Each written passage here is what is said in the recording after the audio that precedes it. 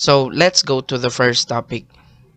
So let's answer the question, what are the regular terms of debt agreements?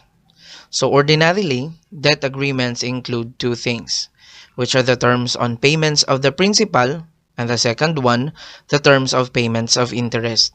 Like for example, you received a loan proceeds of 3 million, payable after 3 years, with 10% interest payable per annum. So here, we have the terms for the payment of 3 million principal, which is again after 3 years. And there is also a term for the payment of interest, which is 10% or 300,000. That's 3 million times the 10% per annum or every year. And remember, if the problem is silent as to when to pay the interest, you need to assume that it is in every end of the period. Okay? So, the question here is, what is the present value of your debt today? Based on this example. So, in answering this question, you need to compute the present value of the principal, and it should be separated from the present value of the interest. Okay? But why? So, you need to do that because normally, principal is paid only once, and normally it's at the end of the maturity period. Okay? And you also need to compute the present value of the interest separately from the principal because normally, interests are paid a couple of times every end of the period. So, in this particular example, we assume that it's every end of the year. So, that's the reason. So, the principal and the interest do not have the same characteristic. So, let's try doing the present value of the principal and the interest separately. Okay? So, let's start getting the present value of the principal first. So, that's just payment times the present value of 1.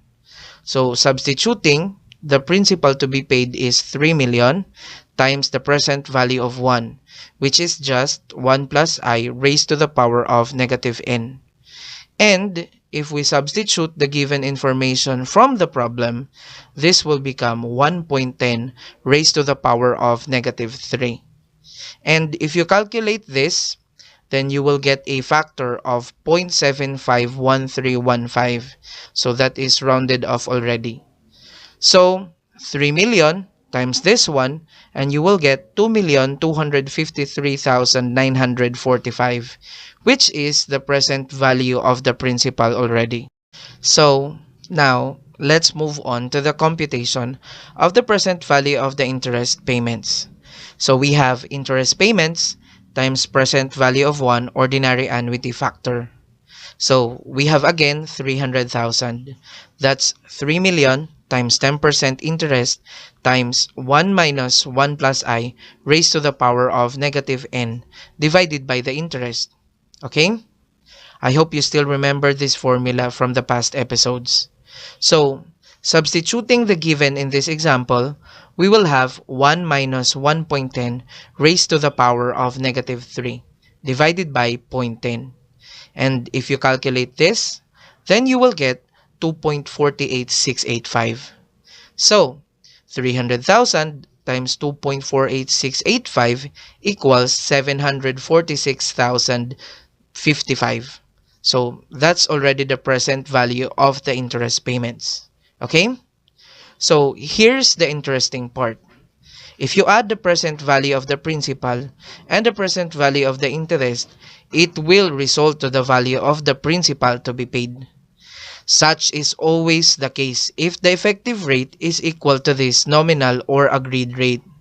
So basically, I'm telling you that in this example, the effective rate is 10%, which is equivalent to this nominal or agreed rate.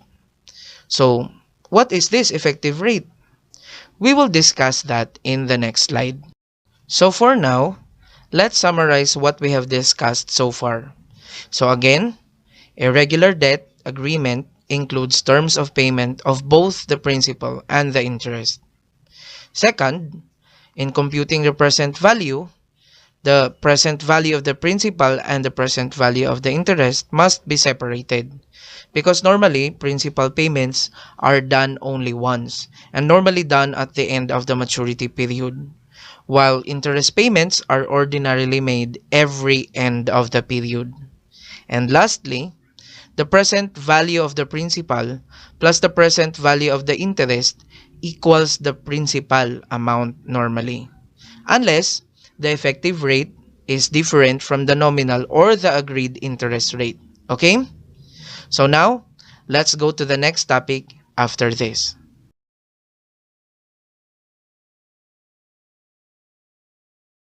So, the next topic is, what is an effective rate? So, in simple definition, effective rate is the actual rate of interest that the debtor is actually paying.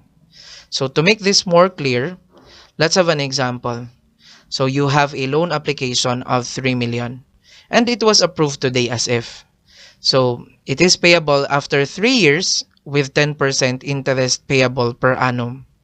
So, the question is, what is the present value of your debt today? So, it is very similar with the sample in the previous slide, right? However, there is a twist here. The loan proceeds that you received is only 2,721,399 due to deductions. So, in the actual scenario or the real life, please expect that when you avail for a loan, you will not really receive the full amount that you will be borrowing. Most of the time, you will be deducted with service charges, attorney's fees, other assessment fees, sometimes even some insurance fees, and other fees.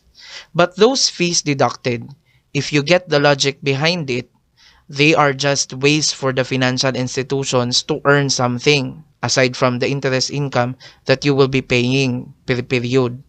So you need to be careful and you need to beware because sometimes lenders will advertise a very low interest rate to be paid, but in reality, they are still going to earn more because of these charges. Okay? So, you need to know what an effective interest rate is and how to compute the effective interest rate. However, the how to compute will be discussed in the next video. Today, let's focus on what is an effective interest rate. Okay? So, let's go back to this problem and let's start analyzing this. So, in the example, the interest that you are still going to pay is 300,000. That's again 3 million times 10%. So, this 10% is again what do we call as the nominal interest rate or the agreed rate. And this 3 million, this is what do we call as the agreed principal to be paid. So again, the 300,000 interest and the 3 million principal are still the amounts that you have to pay in the future. Okay? There's no problem with that. The problem is this question. Did you really receive the 3 million, the full 3 million? Because if you did, then we will immediately conclude that the effective rate is 10%, which is the same with the nominal rate. Okay? But we know that you did not. You only received 2,721,399. Again, that's due to the deductions. So, what will happen is, number one, this will be the present value of your debt today, not the 3 million. Because your real debt is actually the proceeds that you ultimately received when the loan was released. No need to expound on that because it's very logical, right? But still, at the end of the 3 years, you will still pay the 3 million, and at the end of each year, you are still to pay 300,000 interest. So, based on the analysis so far, you can immediately conclude that maybe the real interest rate is not 10%. Because, again, you are still to pay 300,000 interest, but your real debt is not 3 million. It's only 2.7 million plus, right? So the interest rate must be higher because 300,000 over this 2,721,399 will result to more than 10% already. And aside from that, aside from suffering from the payment of 300,000 interest per year, you also have suffered immediately from the deductions. That is why your proceeds received are lesser than the agreed principal, right? So the effective rate, guys, you need to remember this, considers all the charges, the interest per year, and the deductions, which is in this case, that's 278,601. So that's the difference between this 3 million and this one. So what is the effective rate of this sample? Answer, 14%. How did we get this? Again, we're going to talk about getting the effective interest rate in the next episode. For now, let's prove first if this is really 14% or the effective rate is really 14%. Okay? So proof number 1. So let's get the present value of the principal payment and the present value of the interest using the effective rate of 14%. Okay? So on the principal, we have 3 million times 1 plus I raised to the power of negative n. So if you substitute the given from here and the effective rate, of course, we will have 1.14 raised to the power of negative 3. And if you calculate this, you will get a factor of 0.67497. So 3 million times this, and we will get 2,024,910. Now, let's go to the present value computation of the interest. So, interest payments are 300,000 every end of the year times 1 minus 1 plus I raised to the power of negative n over I. Or, if we put the maturity years and this 14%, we will have 1 minus 1.14 raised to the power of negative 3 divided by 0.14. And the factor that you're going to get for this is 2.32163. So multiply it with 300,000 and we will get 696,489. Okay? Now, let's add these two and we will get the total present value of 2,721,399, which is the same with this one. So, that's the first proof that 14% is really the effective rate for this example, because it resulted to the proper initial value of the payable or the proceeds. So, that's the first proof. The second proof will be done using the timeline. So, this is the timeline. And as I have told you, the 3 million principal will be paid at the end of 3 years, right? And at the end of every year, you are to pay 300,000 interest, right? And in the problem, it was already given that the present value of the debt is 2,721,399. Now, we need to multiply this amount by 1.14 for each of the 3 years, okay? But before we continue, the 0.14 in this one is the interest and the 1 or 100% is for the principal. So now let's continue. Now, if in this end of third year, if the amount here later is 3.3 million or 3,300,000, minus this, and this will become 0, then we can conclude that 14% is really the effective rate. Okay? So let's start filling this up. So 2,721,399 times 1.14 equals this 3,102,394.86. And then minus 300,000 interest payment, then your liability balance will now be 2,802,394.86. Now, multiply this again by 1.14 and we will get 3,194,730.14. And then minus 300,000 and it will become 2,894,730.14 times the last 1.14 and we will get 3,299,992.36. So, you might be wondering, sir, what happened? This is supposed to be 3.3 million, so that this will be 0, right? That's right, guys. However, when I was making this, to be honest, I use these factors. And these factors are rounded off to the 5 decimal places. So they are not exact. That's why I came to this amount. But anyways, the difference of 7 point something is very immaterial, and the difference is understandable. So let's just assume that the amount here is really 3.3 million. And if this is 3.3 million minus 300,000, the last interest payment, and minus the principal of 3 million, then we will have 0. And that will prove once again that 14% is really the effective rate for this particular sample. We will be talking about interpolation. So, what is this interpolation? So, interpolation is actually just a method to get the real interest rate or the effective interest rate that the debtor will be paying. So, why is it so important to know how to compute the effective interest rate? Answer: if you know how to compute it, then you'll be able to choose the borrowing option with the least rate of interest. Again, if you're the debtor and you know how to compute the effective interest rate, then you'll be able to choose the borrowing option with the least rate of interest. Because actually, there are a lot of borrowing options out there. And you need to be sure that you will choose the option with the least cost and the least burden. Okay? So, let's learn how to compute the effective interest rate in this video. But before we continue, I am Gletzmar B. Igcasama, and this is Gletz Accounting Lectures.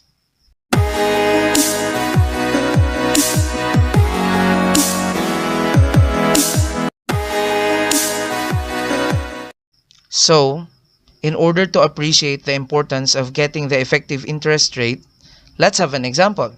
Okay? Example, you wanted to buy a car. And example, this is the car. So it seems like it's a flying car. But just imagine this is your dream car, okay? And this costs 4 million. And assuming that you don't have any money, you considered some borrowing options. So the first option is you can borrow a loan with a principal of 4 million.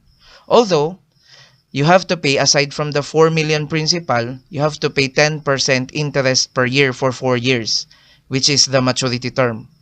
And if you choose this borrowing option, you are guaranteed to receive immediately a proceeds amount of 4 million, which is the amount that you need to purchase this flying car. Now, the computation for effective rate in this option is not that complicated. Why? Because the proceeds is equal to the principal. Therefore, the effective rate is also 10%, which is equivalent to the nominal rate. So in this option, we don't need to interpolate. So we have option 2. And actually, the problem is in this option because the loan principal that you need to avail in this option is 4,250,000 in order to get a proceeds of 4 million. And remember, you need 4 million to purchase this car, right? But why is that? It's because the provider of the funds needs to charge 250,000 worth of deductions in advance. So let's not elaborate the specifics of the deductions for this problem because actually it's not really needed to get the effective rate. But I know you already have an idea of what could be the items here because we talked about that in the past episode, right? So the maturity period is still 4 years, the same with the first option, but the nominal interest rate for this option is only 7% per annum, which makes it more attractive versus the first option. Because here, 7% out of 4,250,000, it's only 297,500. While here in the first option, you need to pay 10% of 4 million, which is 400,000. Although, here, you only need to pay 4 million principal at the end of 4 years. While in this option 2, you need to pay 4,250,000. So the question is, which of the two options will you select? And for that, we need to compute the effective rate for the second option. Okay? So how do we do that? Again, through interpolation. But before we do that, I need you to realize something. Okay?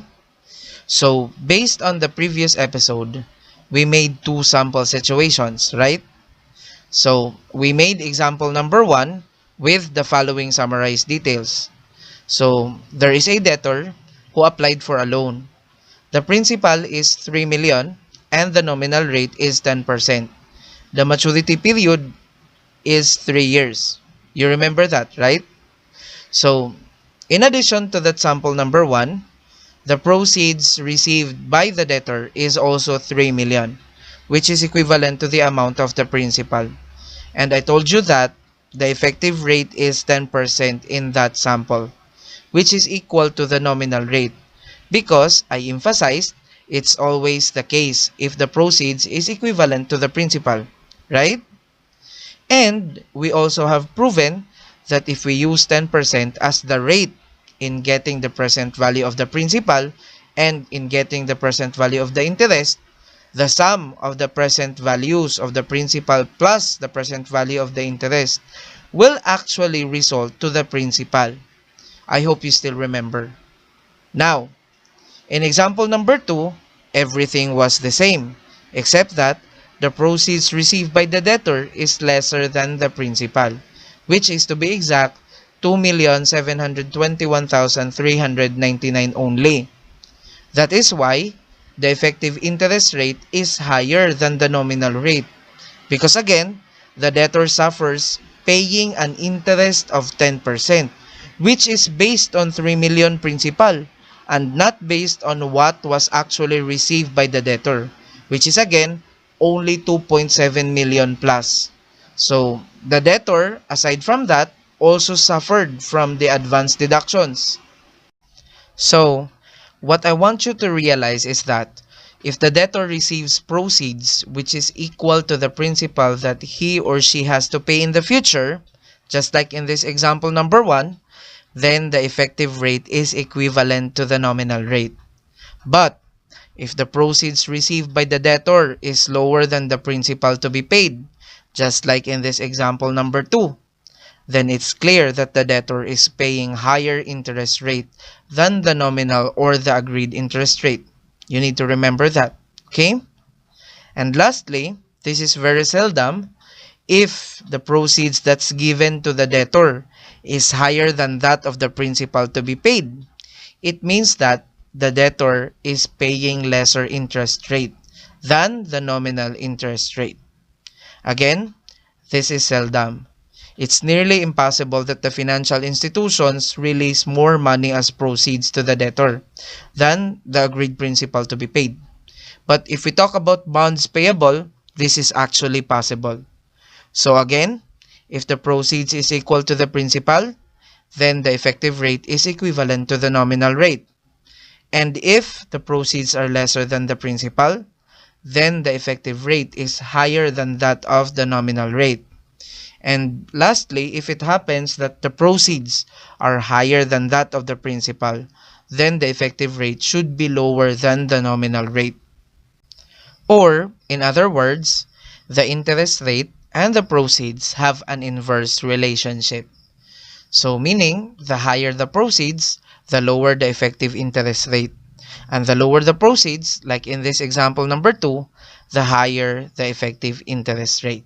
Okay? So that's it. Well, you need to remember this in the interpolation process. Okay? Now, let's start the getting of the effective rate for this borrowing option number 2. So step 1. So step 1 is what do we call as the trial and error. So what is this? So in the past episode, I told you to compute the present value of the principal, and it should be separated from the present value of the interest, just like this. Okay? So after that, you need to add the present value of both the interest and the principal, and you will get the total present value, which should be equal to the proceeds amount, just like this one. So now, the trial and error is just like that. So you just need to get the present value of the principal and the present value of the interest. But you are to use the rates based on your judgment. Like for example, in this borrowing option, since the proceeds is very much different from the principal, then it means that the effective rate is not the 7%. Okay? Now, you need to decide on a rate and try computing the present value of both the principal and present value of the interest. And then, you need to add both the present values and hope that it is equivalent to the proceeds of 4 million. Because actually, the goal of the trial and error is to get two rates in which the present value of the principal plus the present value of the interest computed using those rates should result nearest to the proceeds amount. So actually, there are a lot of rates that can be tried. But how do we narrow it down? Well, this might help. So remember this? Of course you do. In this example, as you can see, the proceeds are lesser than the principal. So this means this rule here applies. So the conclusion is the effective rate must be higher than the 7%.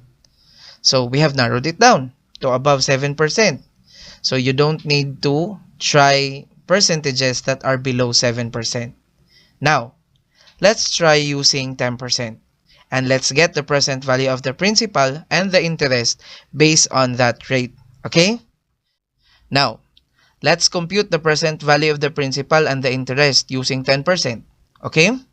So let's start with the principal.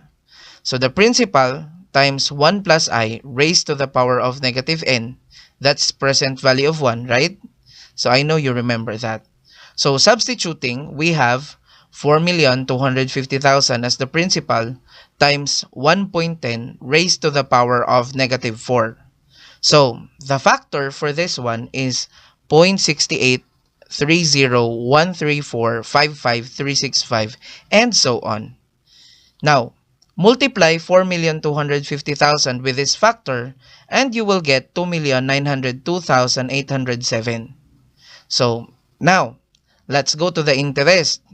So the interest to be paid is 7% times 4,250,000, which is equal to 297,500. Okay? Times the present value ordinary annuity, which is 1 minus 1 plus I raised to the power of negative n over I. I hope you remember that. So, substituting, we have 1 minus 1.10 raised to the power of negative 4 and then divide it by 0.10. And if you summarize this, you will get this factor. So, this factor times 297,500, then we will have 943,035 as the present value of the interest. Now, the sum of this present value of the principal and the present value of the interest is 3,845,842. So, it's very clear that 10% is not the effective rate for this borrowing option because the total present value here did not equal to 4 million, which is the proceeds and supposed to be the targeted answer because this is supposed to be the initial value or the present value of the debt. However, don't worry, because this result of this trial and error will help us get the effective rate that will result to the total present value of 4 million later. Okay? So, we can summarize the results like this. So, 10% is equivalent to a present value of 3,845,842. Okay? But as I have told you, you need two rates and you need two present values. So, this is the first one already. So, let's get the second rate. But, I'll share to you my personal technique in this trial and error. Because normally, I use the nominal rate, which is the 7% in this case, and the principal, which is 4,250,000 in this situation, as part of the trial and error results to save time. But, the question is, are we sure that if we use the 7%, this nominal rate, we are really going to get the 4,250,000 if we do this? Of course, I'm sure. We have proven that in episode 6, if I'm not mistaken. So, we have proven that if we use the nominal rate in getting the present value of the principal and the interest, the sum of their present values will equal to the principal. And if you don't believe me, then try it yourself. So, substitute this point 10 here, and here, and here with 0.07. And then get their present values and then add them. And I'm pretty sure it will result to 4,250,000. So anyways, we already have the two rates with their present values. So the question is what to do next.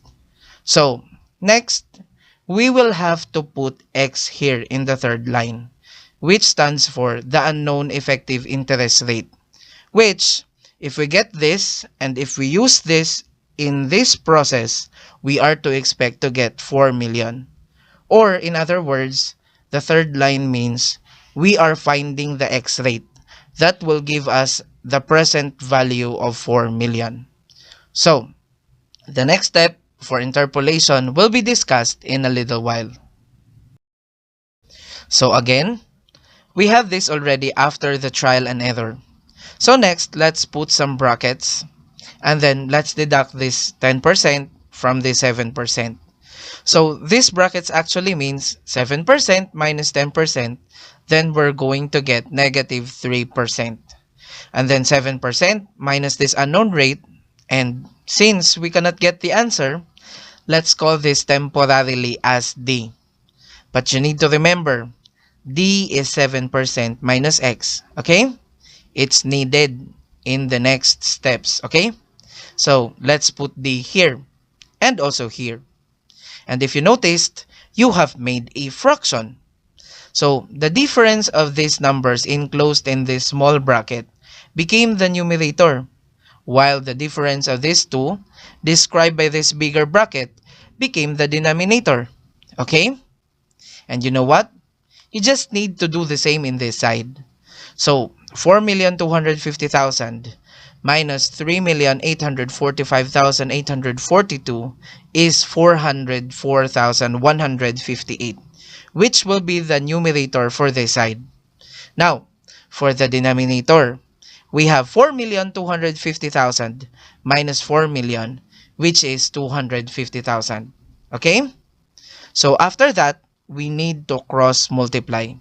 So negative 3 times 250,000, and we have negative 750,000.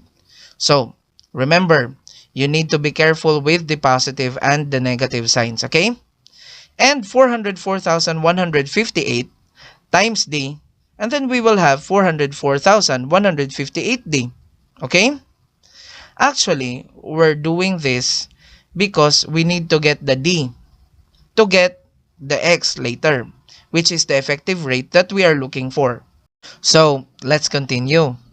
So to get the D, let's divide both sides of the equation with 404,158.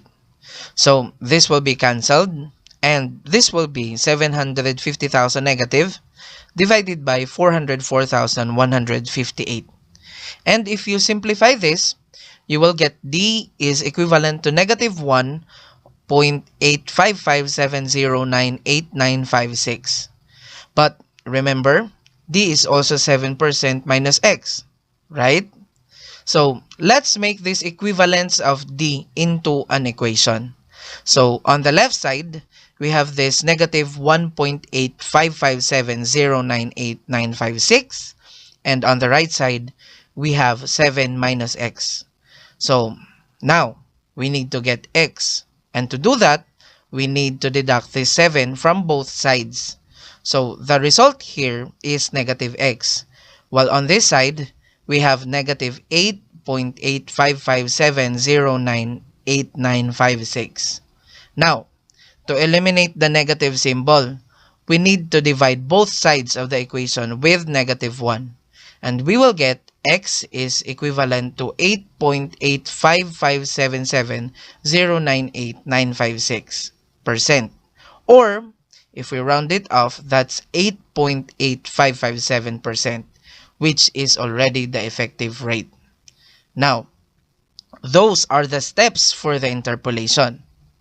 But before we conclude that this is really the effective rate, let's check this answer if this is really correct.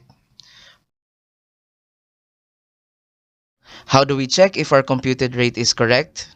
Actually, guys, we have two ways. So the first one is by using the timeline analysis. So let's start with that one. So here is our timeline.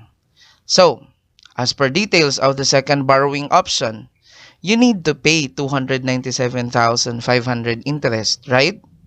And that's every end of the year for 4 years. And again, that came from this nominal rate, which is 7%, times the principal of 4,250,000. Okay? So, again, it's nominal rate times the principal. It's not the effective rate. Okay? So, in addition to that, we already have the initial value of the payable, which is this proceeds, which is this 4 million. So, let's put that here. And since we know that this payable will increase as time passes by, let's multiply it with 1 plus the interest rate that we have computed in the previous episode. And we will have times 1.088557. So this 0.088557 is the decimal for the interest. Okay? Now, let's complete this timeline.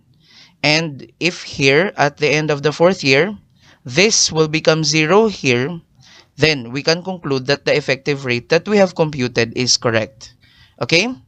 So, 4 million times 1.088557, and we will get 4,354,228 minus 297,500, and we will have 4,056,728 times, and again 1.088557, and we will have 4,415,980, and then another minus 297,500, and we will get 4,118,480 times 1.088557 again, and we will have 4,483,200, and then minus 297,500, and we will have 4,185,700, and times the final 1.088557, and we will have 4,556,373 minus 297,500, which is the final interest payment, and minus the 4,250,000, which is the principal payment, and we will have 8,873, which proves that our computed rate is not right. But we can make it right. But before we do that, let's have proof number 2. So this proof is just simply getting the present value of the principal and the interest using the rate 8.8557%. And see if the present value of both the principal and interest will sum up to 4 million. Okay? So you're already familiar with the process. So let's start with the principal. So we have 4,250,000 times 1.088557 raised to the power of negative 4. So the factor, if we calculate this, is 0.712189 and so on. So 4,250,000 times this factor, and we will get 3,026,804 as the present value of the principal. Now, let's get the present value of the interest. So we have 297,500, which is again the principal times the nominal interest rate. Okay? So you need to remember that it's the nominal interest rate and not the effective rate. Okay? So, moving forward, let's multiply this 297,500 with 1 minus 1.088557 raised to the power of negative 4 and divide it by 0.088557, of course. And we will get 297,500 times 3.25 and so on. So we need to simplify this and we will get the present value of the interest, which is 966,877. So now, let's add the present value of the principal and the interest, and we will get only 3,993,681. And this once again proves that 8.8557% is not the rate that we are looking for. So, what will we do next? Next is, we need to redo the process of trial and error and interpolation. But this time, we will use the 8.8557% as one of the results in the trial and error. Okay? So let's do that. So we have 8.8557% is equivalent to a present value of 3,993,681. Okay? And then, let's have the x in the third line again with the equivalent present value of 4 million. Okay? So, we only need 1% and 1% value here, right? So, how do we decide on the second rate that we are going to try? Actually, guys, you remember this, right? So, based on this, you can also say that the rate and the present value amounts have an inverse relationship. Actually, I've told you that in the past episode, if I'm not mistaken. Meaning, the higher the rate, the lower the present value amounts that you are gonna get. And the lower the rate, the higher the present value amounts will result. Okay? Now, let's use that here. So, as you can see, we only have 3,993,681. So, we need the amounts to increase to 4 million, right? So, using what we've learned, then we need to decrease the rate. It's just like that. Okay? Again, since the rates and the present value amounts has an inverse relationship, if you wanted to increase the present value amounts, then you need to decrease the rates. And if you want to decrease the present value amounts, then increase the rate of interest. Okay? So, let's try 8.8%. Okay? So, let's start the trial at 8.8%. So, let's have the principal first. So, we have 4,250,000 times 1.088 raised to the power of negative 4.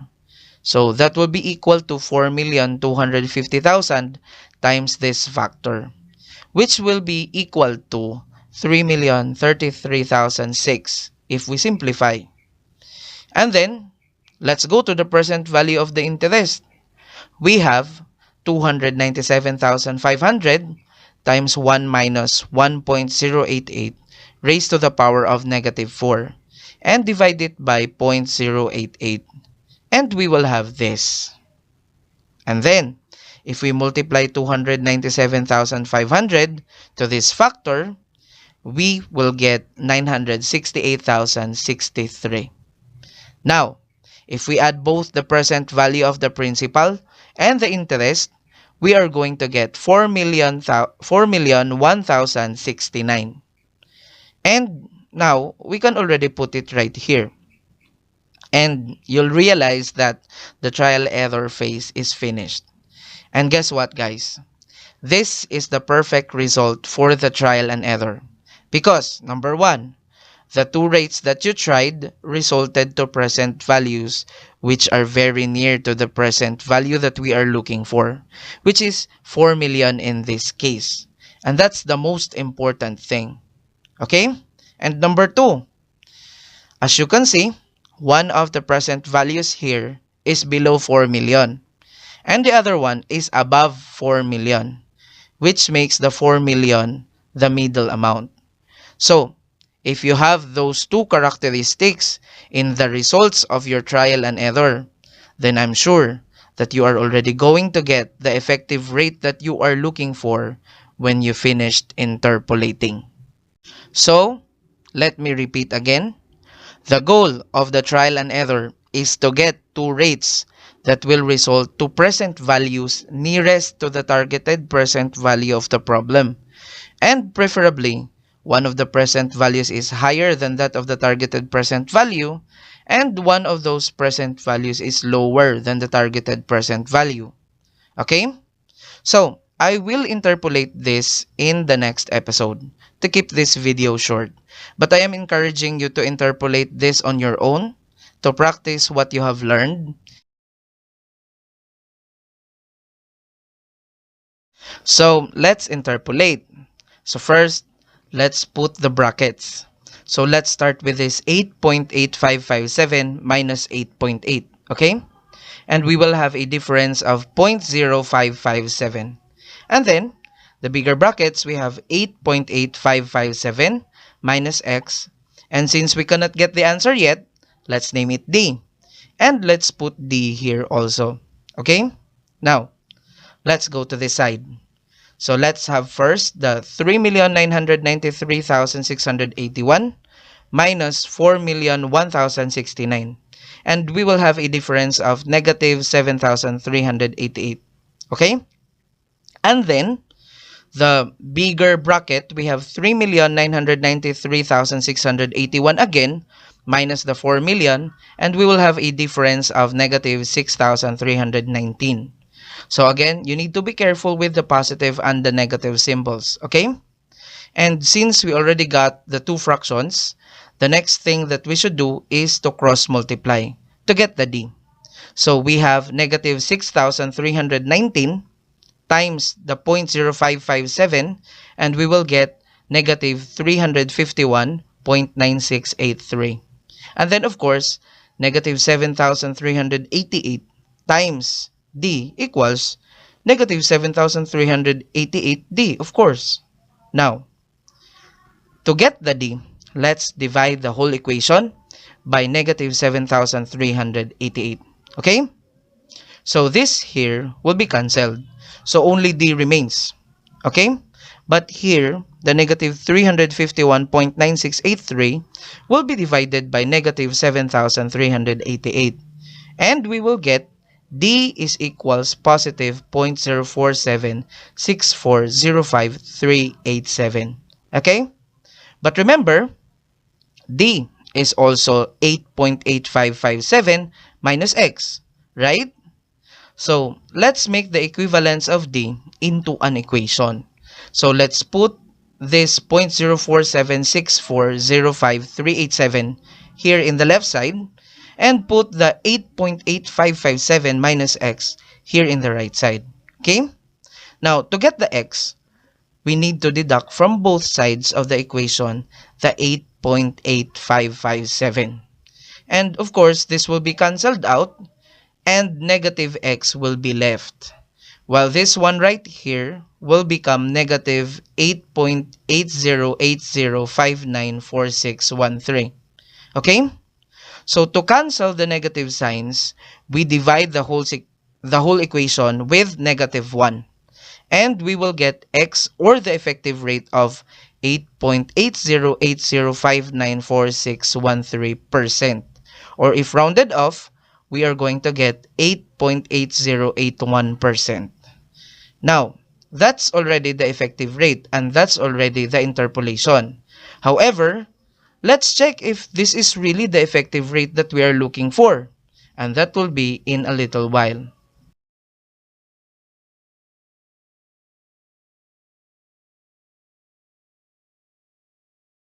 So, let's check first using the timeline analysis. Okay? So, here's the timeline. And these are the interest payments. And of course, we have here the principal payment at the end of the 4th year. And of course, we also have the proceeds, or the present value of 4 million right here. And again, we know that debts and receivables grow as time passes by, right? So let's multiply the payable every year by 1 plus interest rate. And we will have times 1.088081 for 4 years. Okay? Now let's complete this timeline and see if at the end of the 4th year, this will really become 0 here. Okay? So, 4 million times 1.088081, and we will get 4,352,324. And then minus 297,500, the first interest payment, and we will get 4,054,824. And times the second 1.088081, and we will have 4,411,977, and then minus 297,500 equals 4,114,477. Times again 1.088081, and we will have 4,476,884. And then minus again 297,500, and that would equal to 4,179,384. And times the last 1.088081, it will be equal to 4,547,508. And then minus the last interest payment of 297,500, and minus also the principal payment of 4,250,000, it will equal to 8.32. Well, it's not zero, but 8.32 is very immaterial. So the reason might be because we have rounded this off. Okay? So in proof number 2, let's try to use the whole 8.8080594613%. Okay? So proof number 2 will be next after this.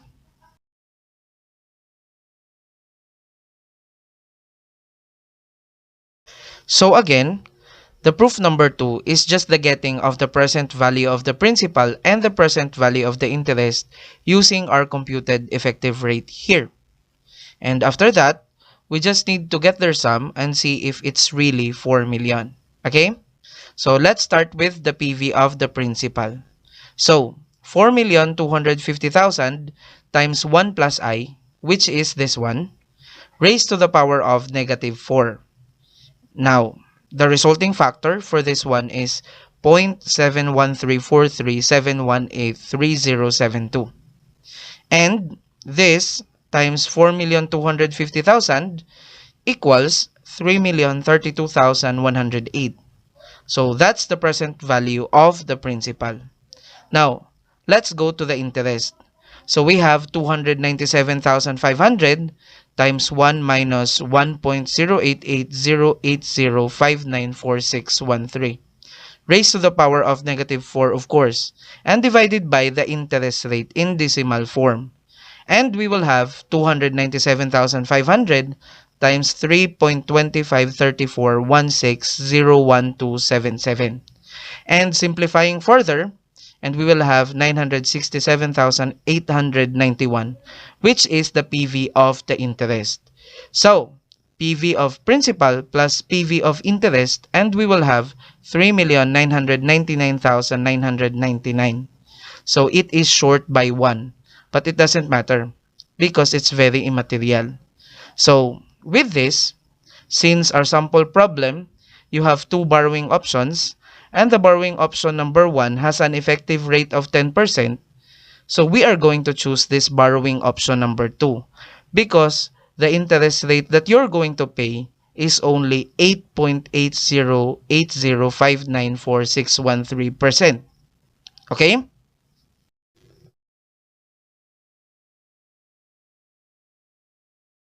So the ultimate goal for summarizing the interpolation process is not just to summarize, but also to remind you very important things, so that you'll be able to get the effective rate faster.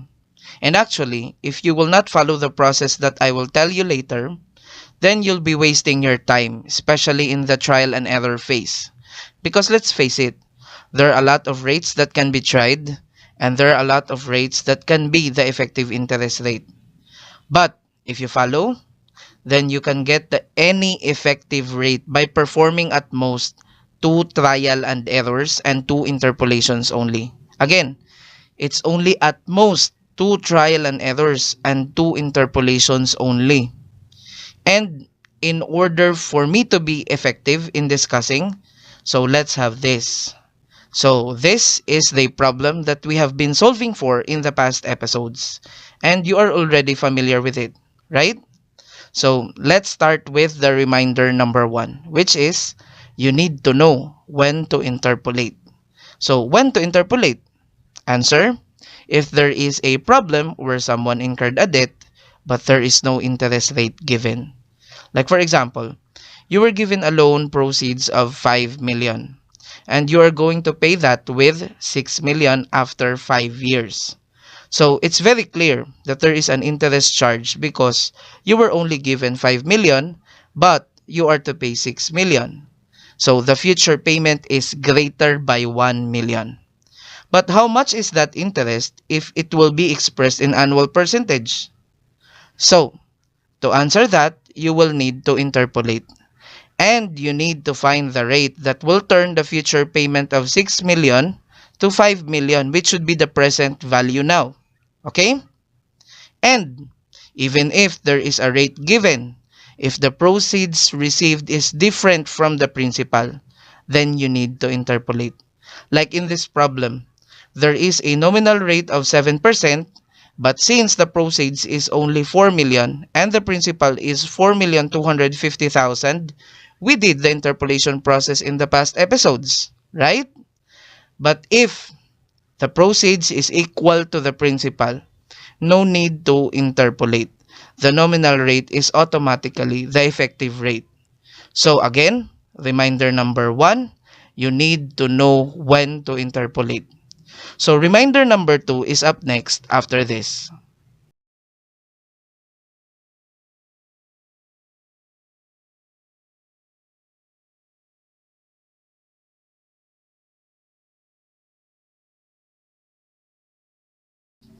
Reminder number 2. So before you do the trial and error, you need to consider this because these things have already been proven in the past episodes. So number 1, if proceeds is equivalent to the principal, then effective interest rate is equal to the nominal rate. And number 2, if proceeds are lesser than the principal, then the effective rate must be higher than the nominal rate. And again, this has already been proven. And lastly, if it's the opposite and the proceeds is actually higher than the principal, then effective rate must be lower than the nominal rate. And if you consider these 3, then you'll be able to determine if the effective rate is below or above the nominal rate. And it will narrow the options for the effective rate that you're looking for.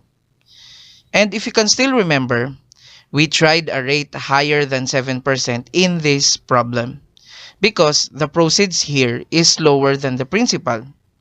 So that's reminder number 2, which is to consider this in order to know if the effective rate is higher or lower than the nominal rate.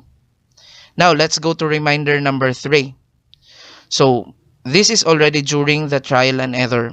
So during the trial and error phase, use the nominal rate plus 3 to 5% or minus 3 to 5% depending on the proceeds versus the principal amounts. So what do I mean? Example, in the past episodes, we used 7% nominal rate plus 3%, which is why we tried to get the present value using 10% rate. And this was our computation. And again, we did that because the proceeds received here is lesser than the principal.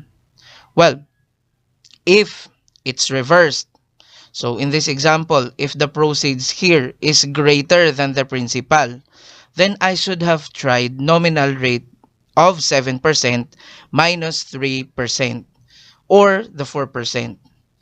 Anyways, you can actually use plus or minus 4 or plus or minus 5%. It's up to you actually. Well, to be honest, this plus or minus 3 to 5% is just based on my judgment and many experiences in solving problems. Now, moving on. If you're finished getting the present value using the nominal rate plus or minus 3 to 5%, like this one, then it's time to get the second rate to be tried. And that would be on reminder number 4.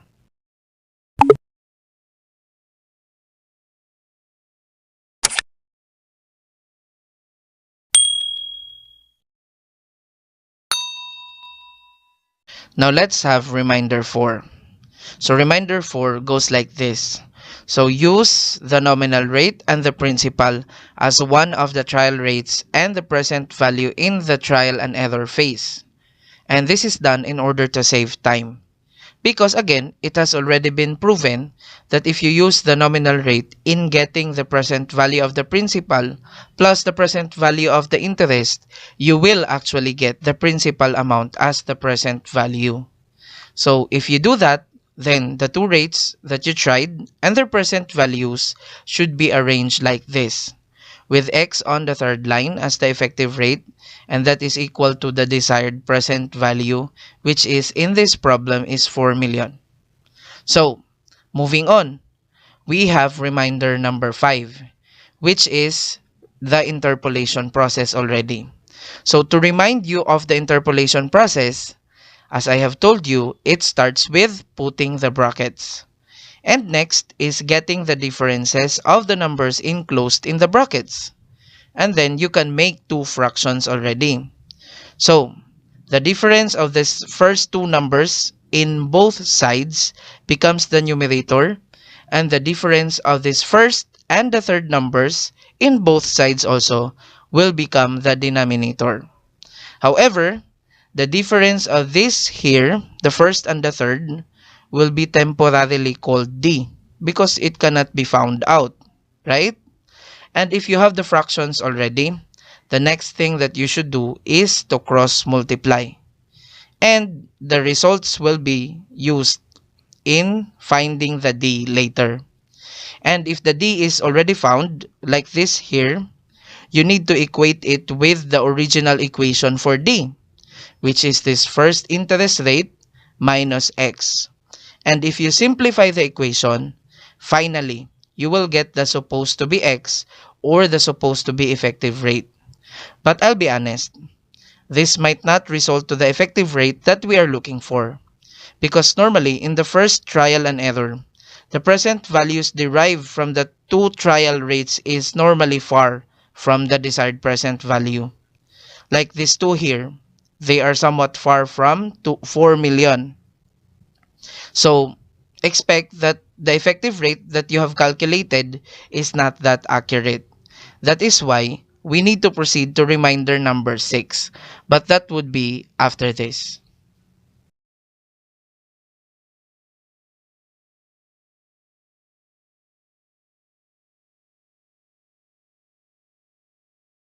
So, reminder number 6.